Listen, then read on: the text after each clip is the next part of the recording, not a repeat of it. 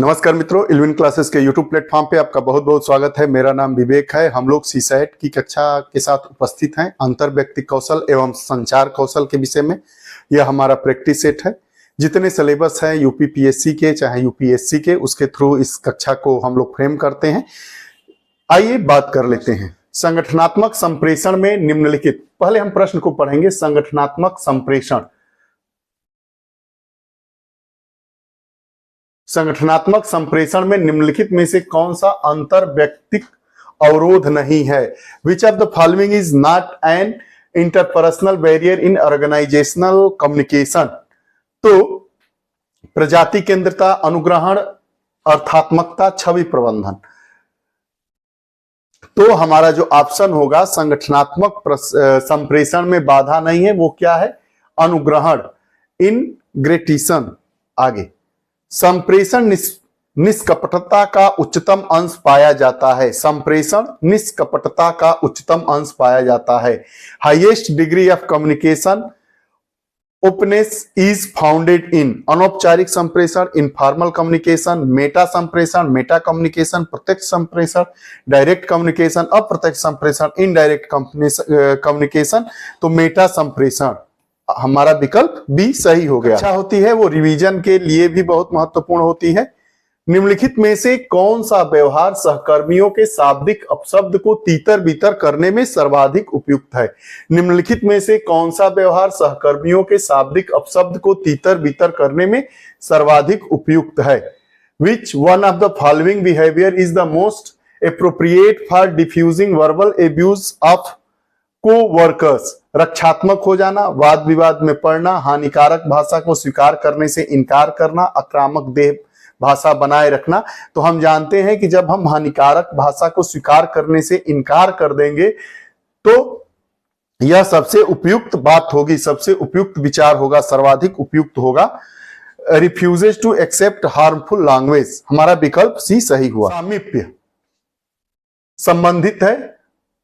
Proxemics is related to तटस्थ संप्रेषण से न्यूट्रल कम्युनिकेशन, एक दिशोन्मुख संप्रेषण, यूनिडायरेक्शनल कम्युनिकेशन, शाब्दिक संप्रेषण, वर्बल कम्युनिकेशन, अशाब्दिक संप्रेषण, नॉन वर्बल कम्युनिकेशन।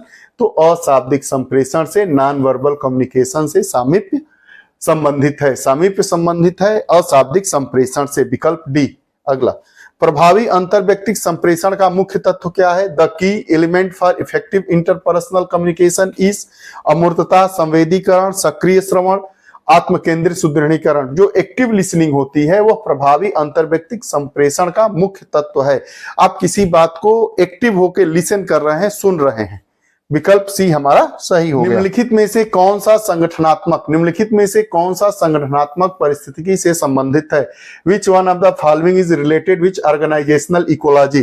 केंद्रीकृत संप्रेषण, सेंट्रलाइज्ड कम्युनिकेशन, ऊर्ध्वगामी संप्रेषण, अपवार्ड कम्युनिकेशन, पार्श्विक संप्रेषण, लैटरल कम्युनिकेशन, अधोगामी संप्रेषण, डाउनवर्ड कम्युनिकेशन।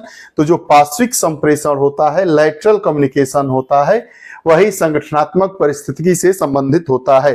पार्श्विक संप्रेषण संगठनात्मक परिस्थिति से संबंधित है। हमारा विकल्प सी सही हो गया। निम्नलिखित में से कौन सा संप्रेषण में पराभाषीय संकेत है? Which one of the following is a paralinguistic cue in communication? मुखाकृतीय अभिव्यक्ति, फेशियल एक्सप्रेशन, हाव भाव, जेस्चर, स्वर संबंधी क्षेपण, टोनल पिच, अंग विन्यास, पोस्चर। तो स्वर संबंधी क्षेपण। देखिए, किस प्रकार के संप्रेषण नेटवर्क में समूह के नेता के उद्भव की संभावना होती है? किस प्रकार के संप्रेषण नेटवर्क में समूह के नेता की उद्भव की संभावना होती है, लेकिन समूह के सदस्यों की तुष्टि निम्नतर होती है? In which type of communication network there is likelihood of emergence of a group leader but lower satisfaction among the member of the group? 4 विकल्प दिए गए हैं। चक्र प्रकार में, वृत्ताकार प्रकार में, श्रृंखला प्रकार में, तो बाधित प्रकार में। Wheel type, circle type, chain type and varied type. तो हम जानते हैं श्रृंखला प्रकार, चेन टाइप, हमारा विकल्प सी सही हो गया। निम्नलिखित में से कौन सा ऊर्ध्वमुखी संप्रेषण में संगठनात्मक मौन का एक उदाहरण है? निम्नलिखित में से कौन सा ऊर्ध्वमुखी संप्रेषण में संप्रेषण में संगठनात्मक मौन का उदाहरण है। Which of the following is an example of organisational silence in upward communication. 4 विकल्प दिया गया है। विकृति, डिस्टॉर्शन, निस्पंदन, फिल्टरिंग, विलंब, डिले, अनुक्रिया का अभाव, लैक ऑफ रिस्पॉन्स। तो निस्पंदन विकल्प सी हमारा सही हुआ। निम्नलिखित में से कौन सा सकारात्मक श्रवण का रूप नहीं है? निम्नलिखित में से कौन सा सकारात्मक श्रवण का रूप नहीं है? Which of the following is not a form of positive listening. नैदानिक श्रवण, डायग्नोस्टिक लिसनिंग, परावर्तित श्रवण, रिफ्लेक्टिव लिसनिंग, परानुभूतिक श्रवण, इंपैथिक लिसनिंग, निर्णयात्मक श्रवण, जजमेंटल लिसनिंग। तो हम जानते हैं कि निर्णयात्मक श्रवण इसका रूप नहीं है। अगला, निम्नलिखित में से कौन सा शोर से संबंधित संप्रेषण में बाधा नहीं है? Which of the following is not a communicational barrier related to a noise.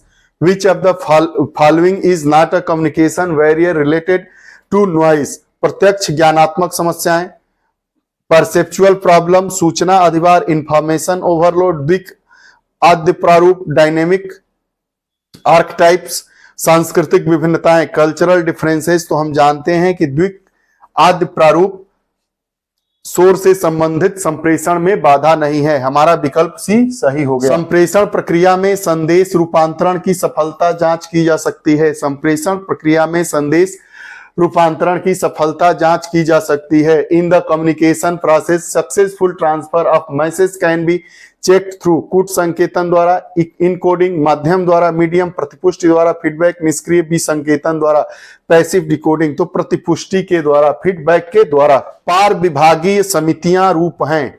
Cross departmental committee are the form of इष्टतम संप्रेषण का, ऑप्टिमम कम्युनिकेशन ऊर्ध्वगामी संप्रेषण का, अपवार्ड कम्युनिकेशन अधोगामी संप्रेषण का, डाउनवर्ड कम्युनिकेशन पार्श्विक संप्रेषण का, लैटरल कम्युनिकेशन का। तो ये पार्श्विक संप्रेषण का पार विभागीय समितियां रूप है। Lateral communication, cross departmental committee are the form of lateral communication. ये रही कम्युनिकेशन से जुड़ी हुई कक्षा। इसमें हमने इंटरपर्सनल स्किल से जुड़े हुए प्रश्नों को हमने देखा। यह हमारी अगली कक्षा थी। कक्षाओं का क्रम थोड़ा ऊपर नीचे हो जाता है टाइपिंग में। यह वैसे ये हमारी 6ठी कक्षा है। आपको हमारी कक्षाएं कैसी लगती हैं कृपया कमेंट बॉक्स में अपने विचार जरूर दें। पुनः नई कक्षा के साथ उपस्थित होंगे, तब तक के लिए बहुत बहुत धन्यवाद। नमस्कार।